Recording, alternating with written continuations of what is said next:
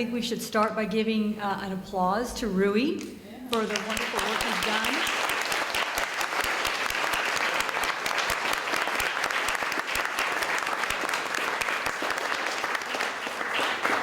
It's funny, I've been running around trying to meet all the new people, and every time I turn around, there's 20 more I haven't met yet. So it's exciting to see all the new folks that have come to this conference. And then it's also heartening to see people I haven't seen in ages at this conference. So you know who you are. I've already said thank you. Welcome back. Welcome home. So I'm Deanie Regard, president of the ELO, and so I'm here to introduce to you Rita Raley, my friend Rita. I met Rita at the 2001 National Endowment for the Humanities Summer Seminar that Kate Hells led at UCLA, and it was a seminar called Literature in Transition, and the secret she told us at the time was that she couldn't call it electronic literature because the NEH would not have recognized it. So it says Literature in Transition, and at that event I met Rita, and Rita was absolutely brilliant, and it was no surprise to me that she was at Santa Barbara doing the kind of work today that she's doing. 16 years later, she's associate professor of English. She has courtesy appointments in many areas, so film and media studies, comparative literature, and global studies. Her research focus, or I should say foci, deals with the intersection of digital media and humanist inquiry, with emphasis on cultural critique, artistic practices, language, and textuality. Most of you know her book, Tactical Media, which is a fabulous book published by the University of Minnesota, 2009, I believe it was. And it was a book that addresses interventionist media art practices that engage and critique the dominant political and economic order, which is a perfect book to be thinking about now after the discussion and keynote we had yesterday, right? She was co-editor of the ELO's Electronic Literature Collection, Volume 2. We have just published this year Volume 3, so this was an important volume that we put out. And she's also published many, many, many articles. She has done a lot of fellowships. She's had one for the National Humanities Center and UCLA as part of the Mellon-funded project on digital humanities. She's taught at Rice University and at the University of Minnesota. She held short-term Fulbright appointment at Elmstead at the University of Bergen, was a writer-in-residence hosted by the Dutch Foundation in Literature in Amsterdam, and she served as a visiting associate professor in English at NYU. I can go on and on and on, but I will stop there and let Rita talk to you. So thank you for being here this morning, and let me happily introduce Rita Raley.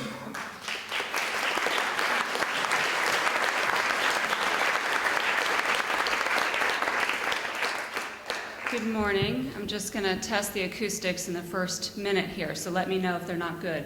Let me thank Rui, thank Deanie, and all the organizers. This is a pretty impressive event, and I'm more than a little delighted, honored, and humbled to be here with you today.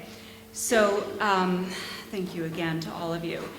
My talk today is going to be in two parts. In the first part, I'm going to offer some general reflections on the state of the field.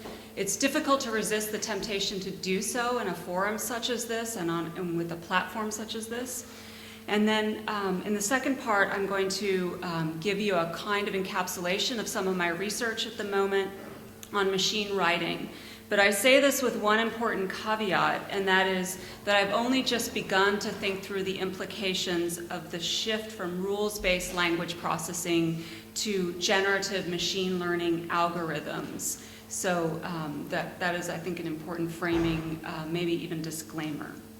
Okay, so are the acoustics okay? We're doing all right? Okay, so I am going to begin with a small confession, which is that the program for this conference is so full, so wide-ranging and complete, that it was initially somewhat difficult to know how best, or even where and in what terms to intervene.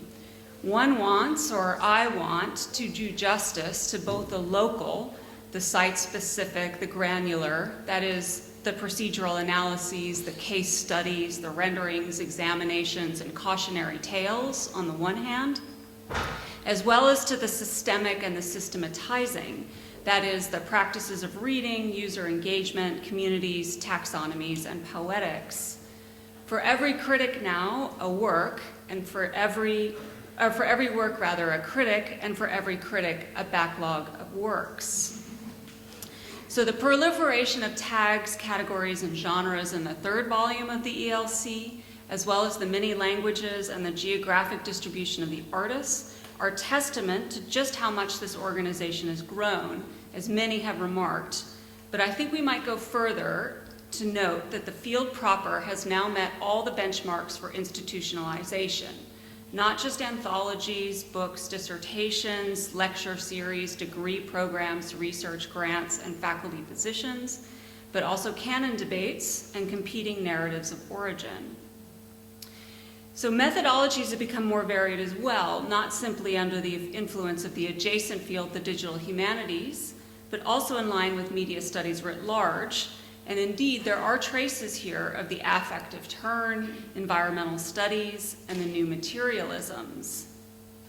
Affiliations, one of our keywords this week, to some extent implies a sociological imaginary in the form of community, kinship structures, and actor networks. And infrastructuralism, a focus on resources and distribution, is latent in papers on electricity and Anthropocene poetics, and it was certainly manifest in Eugenio's fine presentation yesterday. Though it could be argued, I think, that networks in the broadest sense of technical systems is a problematic still ripe for critical engagement by our community. Even now, I do think we, critics and artists both, need to do more to bridge the gap between production and consumption.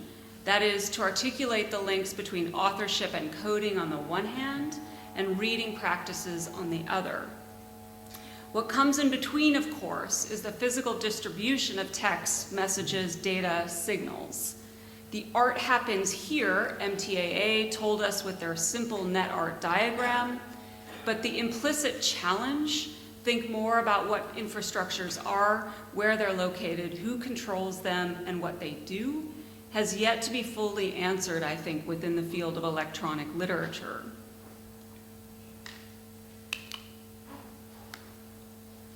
Certainly, there's been a significant amount of academic work on the material resources required for computational systems: geological, chemical, electrical, hydrological. And again, this is kind of resonating a little bit with what Eugenio had to say yesterday.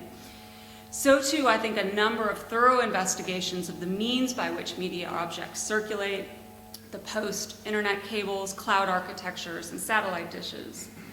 But infrastructuralism and even media archaeology seem still to be stationed outside rather than properly ancillary to an analysis of electronic literature. No doubt because, as Matt Kirschenbaum has argued so well, pre-mediated material environments have been built and engineered to propagate an illusion of immateriality. And that's some of his language. Of course, we notice when the lack of a plugin or a proprietary software makes reading impossible, or when a page won't load or a browser crashes. Such is the nature of what Stephen Graham and Nigel Thrift describe as the deep taken for grantedness and invisibility of infrastructural systems. We only notice them when they break down. This is partly how I understand the critical significance of glitch aesthetics as practiced by a number of people here. Eugenio Tasselli's Degenerative and Ansh Patel's twine fiction Perfect World are illustrative instances. The strategies of reiterative decay employed by each, a means of foregrounding the failure of computational systems, bringing tools to our conscious attention, present at hand. Patel's Perfect World dramatizes the point, connecting humans, story worlds, and built environments in an exercise in what Stephen Jackson has called broken world thinking, which makes erosion, breakdown, and decay axiomatic within the very terrain that's been claimed for the new, for innovation and progress. One day, all this text will be unreadable, Tasselli's work reminds us, and we can and should understand the agents of destruction to be not just technological, but environmental and social as well. So the premise of my talk is this: because electronic literature or language art has, as an academic field and an artistic practice, has evolved to a position of relative institutional security, notwithstanding the questions of value and legitimacy that might be raised about any work. It now occupies a position from which it might broaden, accelerate, or otherwise intensify its engagement with the totality of technical and cultural systems as they work together to enable the production, consumption, and circulation of media objects. This would mean building upon both micro-level analyses and techniques, for instance, the durational structure of an interface design or design of a particular, durational structures or the interface design of a particular work, and those we might describe as middle distance, the seeking out of family resemblances, shared sensibilities, and categorical likeness, hypertext fiction, code work, digital poetry, locative narrative. Of what, though, would macro-level analysis consist besides cultural analytics, distant reading, an analysis of 7,000 19th century British novels, or a materialist conception of literature's overall interconnection, Franco Moretti's shapes, relations, structures, forms, models. One could, for example, imagine a world systems approach that would use Pierre Bourdieu's concepts of symbolic capital and the cultural field to construct a model of the strategies that writers in our community in languages at the periphery of the system of legitimation have used to try to win a place at the center. Or a comparative analysis of Tiseli's El 27 and the transborder immigrant tool as enactments of the macroeconomic policies that enable the flows of capital and re-articulate relationships to territory. Or to examine historical time through the lens of the momentary, the local, the particular. Shelley Jackson's Snow, less for the novelty of its platform than for its reflection on and of the deleterious effects of climate change. Or to continue to think the role of expressive writing in computational environments in macro-political subject formation and the development of collectives and social movements. To suggest a traversing of the scales, micro, meso, macro, is not, of course, new. And indeed, some of the earliest criticism we might claim for the field perform this work by engaging the integration of bodies with global informational circuits. But I think electronic literature should not be content to be relegated to the status of illustration or example, which I would argue it has become in the Academy writ large, the content of the fourth and final chapter in an otherwise analog, let us say, traditional monograph, which will inevitably be a reading of Young Hae Chang or Patchwork Girl.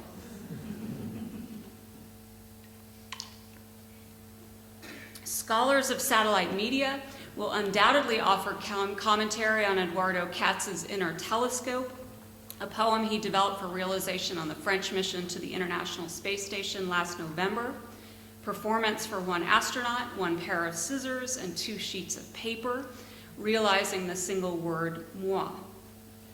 In turn, however, more scholars of Katz's poetics might open up their work to satellite media, in part because we necessarily think differently about transmission when words in space becomes a literal formulation. In what sense does space poetry materialize the fatigue and planetary exhaustion conveyed by Patel's perfect world? Where did we all go wrong? Could we have saved this world? And how should we understand moi in relation to that we? How further do we get from the textual instability of Katz's earlier hollow poetry, which presumes a durational period constituted by the perceptual capacity of a single viewer, to a zero-gravity poetic sculpture for which orbital speed is the more significant temporal frame? What changes when we shift the analytical focus from screen and interface to processes of vertical mediation? ELIT has always been especially good at continuity. Collage aesthetics, Borges' ficciones, or écriture as their manifest in contemporary writing, the extension and reanimation of techniques, ideas, movements in the present.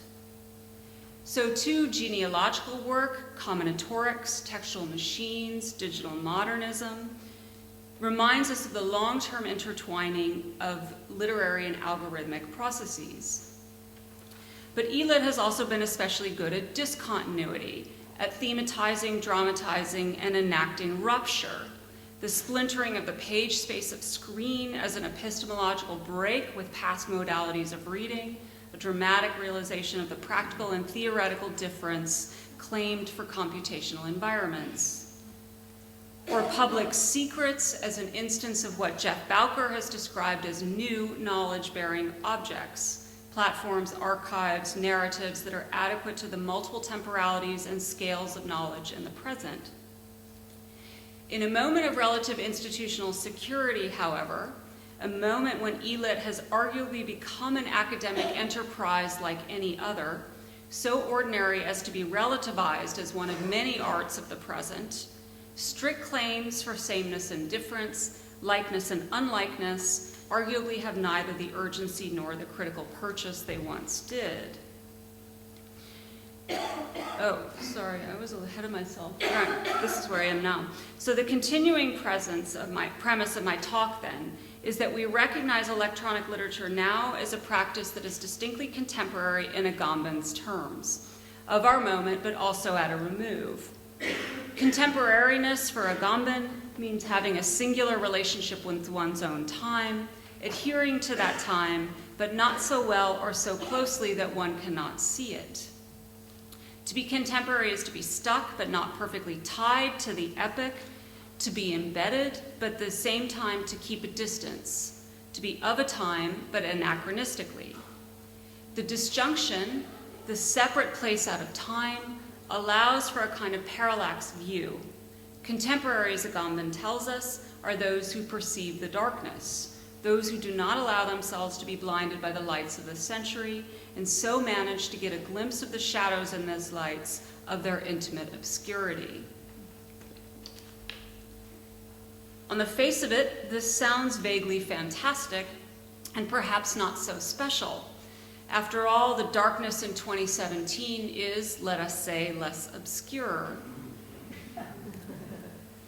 But an engagement with the darkness of one's own time is both an ethical and a political imperative.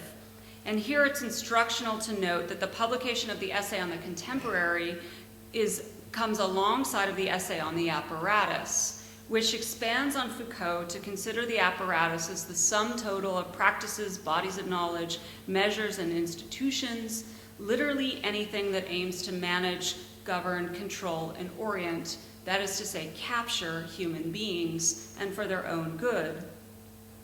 Apparati are both linguistic and non-linguistic, but it's language, particularly in the context of this conference, that compels attention.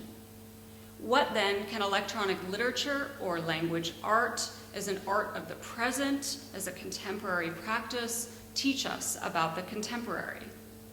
How has it fixed its gaze on the conditions of language in our media environments, linguistic capitalism, semiocapital, and what we might call the soft power of the techno-linguistic consensus?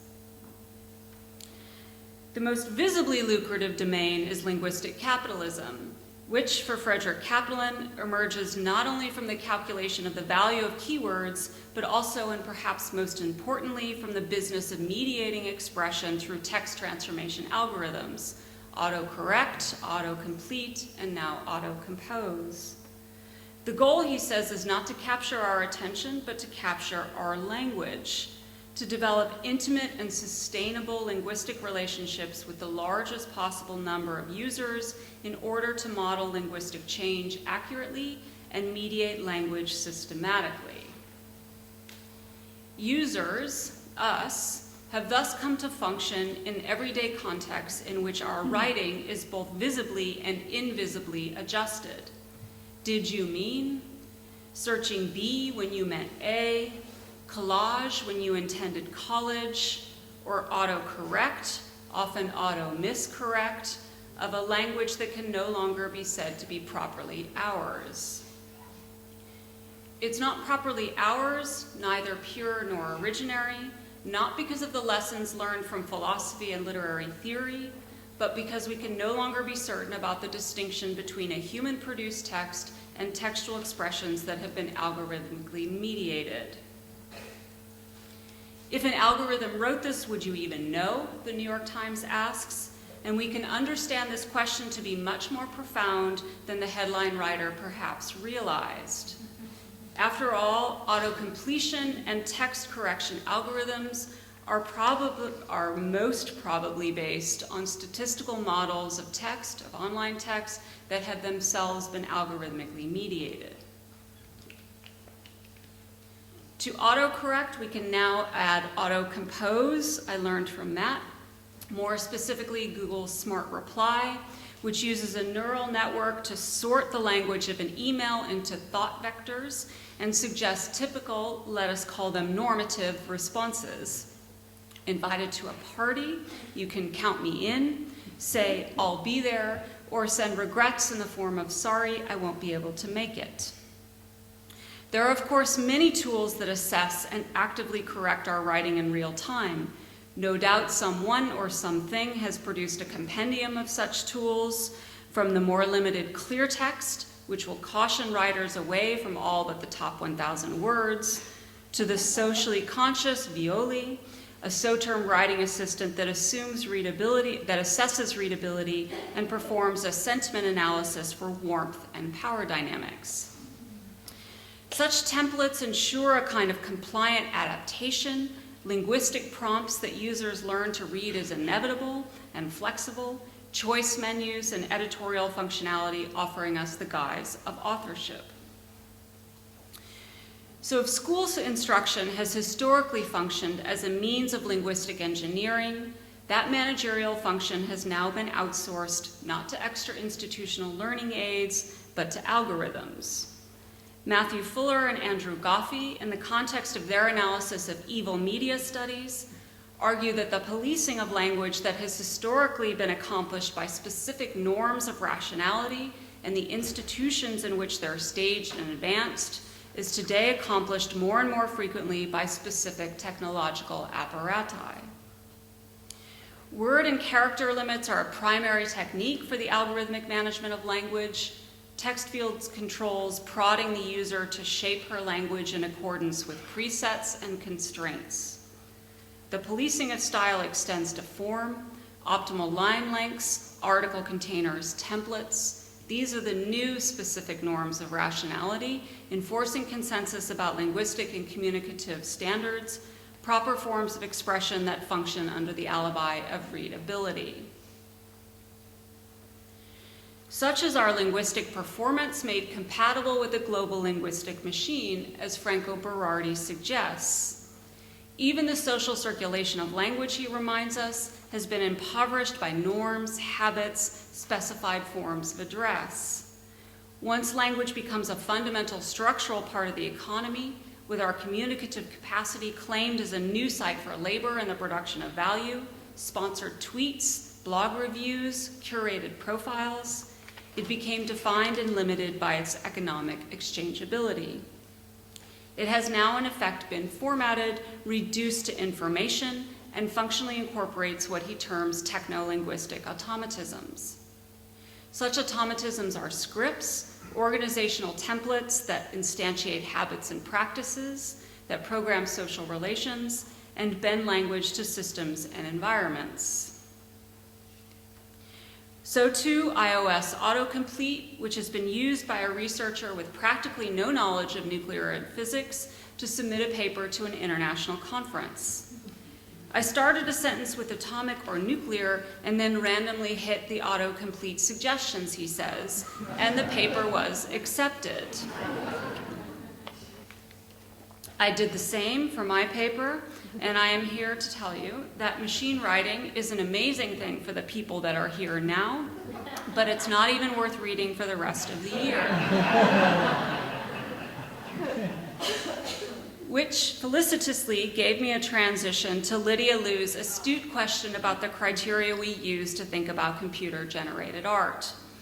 When confronted by literary experiments that do not involve authorial consciousness, but instead rely on chance and unconscious stochastic procedures, she notes, our first reaction is to be skeptical or to judge the outcome as good or bad poetry. But is the judgment really relevant to what is going on?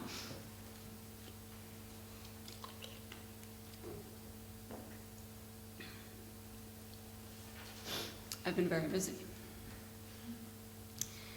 Text generators, bots, produce writing for which there is no proper subject. Or if there is a subject, it is that little changeling, a subject effect produced retroactively in the form of an appended signature.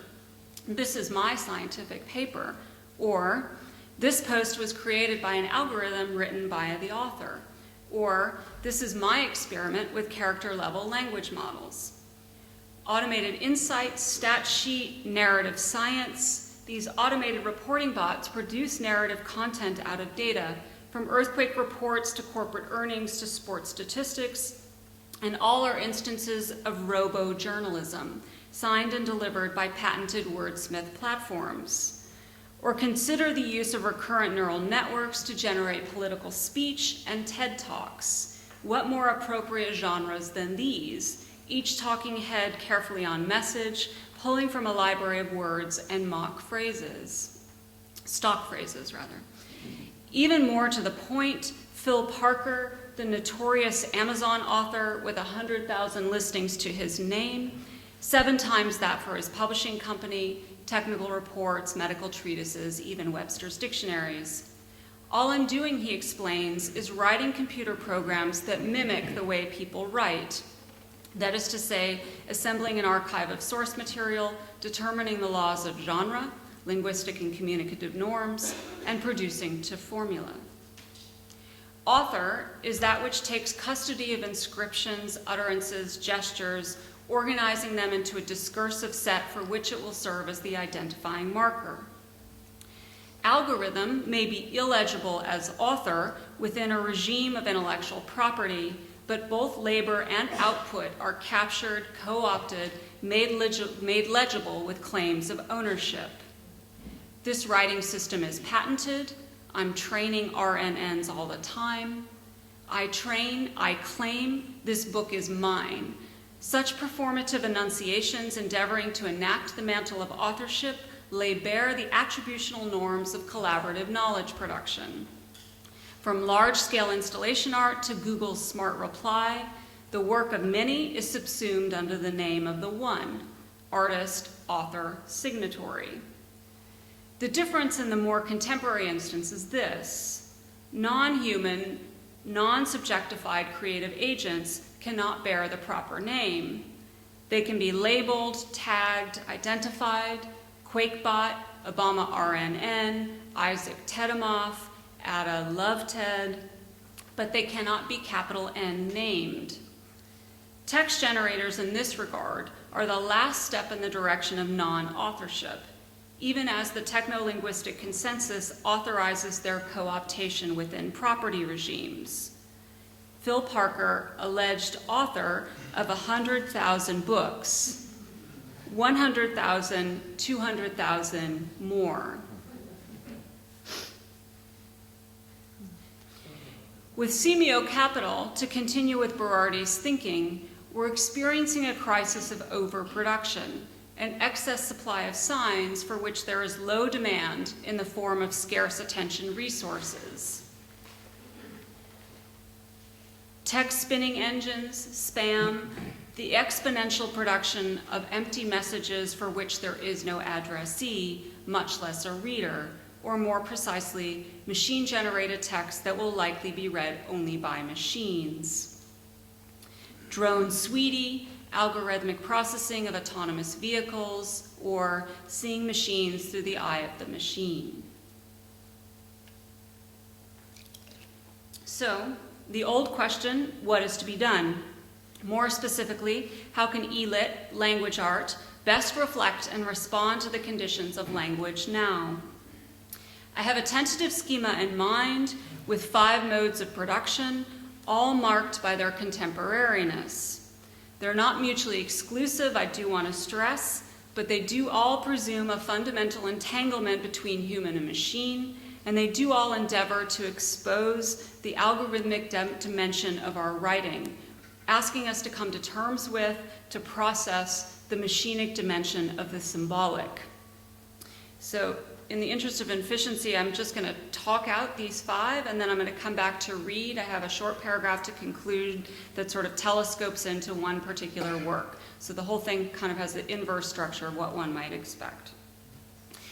So imminent critique, I continue to think of this as the most powerful weapon at our disposal. The common assumption, of course, is that distance is necessary for critical reflection, that proximity necessarily produces corruption. But I think there's an interesting way in which we can think of embracing and opening up Google as a control mechanism. Google Poetics is one just obvious example with which to begin. But then there are many such projects. 10 poems ruthlessly mangled by Google Translate. Then there's the reiterative translation of a work by Otso Hupinimi, and I'll talk about him at the end. He had a 4-year project called Love ABZ that was an exercise in reiterative translation. Other projects in this vein would be Baden-Palethorpe's Lingua Franca, and so forth. Of course, the cautionary note is that as one is experimenting with Google, as it improves, gradually one's own art gets worse, and the use of Google as a beatbox is the primary example. The urtext here, of course, would have to be John Cayley and Daniel Howe's How It Is. The use of search with Beckett's novel How It Is for phrases beginning How It Is. It's a certain play on machine reading with algorithmic and statistical models, presenting the results in such a way as one is left wondering how it is one can approach it as a human reader. And the one question one might ask is, of course, what does it mean to read, or how does one read this text? There's, I think, a kind of space open here for a genealogical investigation of search in eLit. Maybe someone has already done it, in which case I'd like to know about it, but it'd be interesting to think about an analysis that proceeds at least from Darren Werschler and Bill Kenny's apostrophe engine up to How It Is and beyond. And I do want to say, too, that I am committing, I'm aware, the cardinal sin of not really talking about works, but again, this is a kind of rough schema that I'm mapping out for you. The second mode of production I think we can put into dialogue would be a kind of intensification. I don't mean acceleration, but something in that vein, a kind of tunneling in, I suppose, to, again, the sort of conditions of language in the contemporary moment. And I think the primary example would be spam poetry and art. Flarf, again, you could imagine a kind of genealogy here that would certainly, if not begin with it, encompass Flarf, and something like Stuart Home's Blood Rights of the Bourgeoisie. And I think the important intervention here would be to respond to the phenomenon of spammers incorporating language from literary texts so as to evade detection. So Hito Starl has talked about the spam of the earth as being a kind of end of representation, or constituting an end of representation. And she raises this sort of specter of withdrawal, so that we might imagine that as one strategy of engagement, in this case non-engagement. But what if we imagine something more like Sam Criss, who is a critic, has talked about machine language, intensifying machine language, and again pushing it to a kind of extreme. A third strategy, I think I would just use the general descriptor of translation. Here, taking a cue from Rancière, who describes art as a mode of interpretive discourse. Here, I think we can talk about translation, which is to say a translation of the structural logics of the techno-linguistic doxa, the material and conceptual infrastructure that undergirds the contemporary semiotic regime. And I think probably big example here would be artists and writers who work with text generators. Nano Genmo would be one very good example, but I think Twitter bots as well. And I highlight the 538 bot simply because it is also performing the exercise of narrativizing data, in this case, in a sense, producing a feeling of collective participation in something like a public, and dignifying the singularity of a life. Right? Mashbot, I think, also another good example to highlight here, simply because of the way in which it sets up or articulates circuits between human and machine, the bot-generated text that could really only come from human expression, in this case Barthes' Lover's Discourse and Bruno Latour's Aramis. Right? Then evolution, I think would be an excellent example of, or an instance of work in this category. It presents a kind of writing space that splits apart and disperses the discrete grammatical unit. The words in this project are perplexed in the full sense. They're bewildered, interwoven, entangled, such that the proper origins of each word, whether it is with Heldon's own writing or a machine-generated output, is unknown.